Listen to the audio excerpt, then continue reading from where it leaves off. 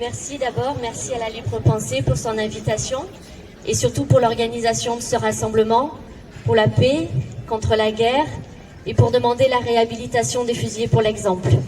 Ils sont plus de 600, exécutés sommairement, parfois de façon arbitraire, victimes d'une justice expéditive pour avoir refusé de participer à une guerre qui n'était pas la leur, pour avoir désobéi, que ce soit pour des raisons pacifistes ou pour ne pas avoir été en capacité de supporter l'horreur de cette grande guerre.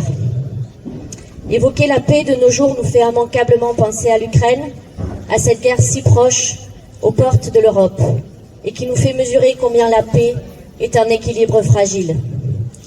Aujourd'hui, partout en France, ont lieu des commémorations de l'armistice du 11 novembre 1918, armistice de la Première Guerre mondiale, la der des der, celle qui devait être la dernière. 2 décennies plus tard, pourtant, la France déclarait la guerre une ultime fois. Et en 1945, signait pour la dernière fois un armistice. Depuis, nous considérons que notre pays est en paix. Pas de guerre d'Algérie, pas de guerre en Indochine. Non, pas de déclaration de guerre. Et dans un temps plus proche de nous, nos troupes ont été mobilisées en Irak, en Libye, en Syrie, au Mali. Cette paix est un leurre. Nous continuons de participer à des conflits armés, des conflits dont les premières victimes sont les populations. Alors il nous faut continuer de porter une voix pacifiste, ce n'est pas vain. Mais aujourd'hui, alors que l'Union européenne s'interroge sur la quantité d'armes à envoyer à l'Ukraine, porter la voix de la paix dans ce contexte n'est pas facile, presque inaudible.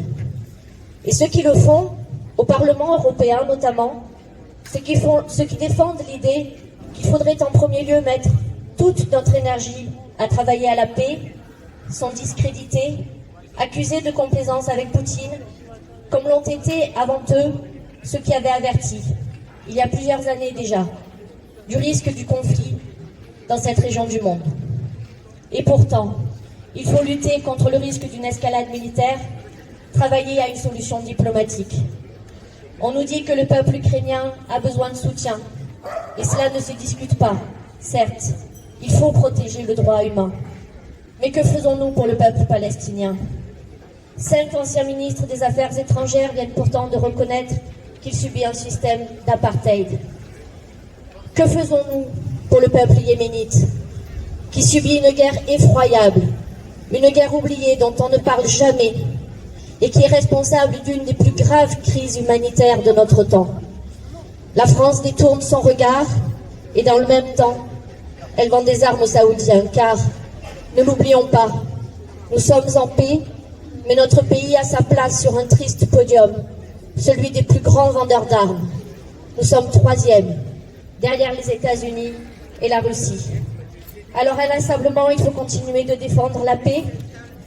Il faut aussi penser à l'avenir, au réchauffement climatique, aux pénuries et aux conflits qu'il risque de générer.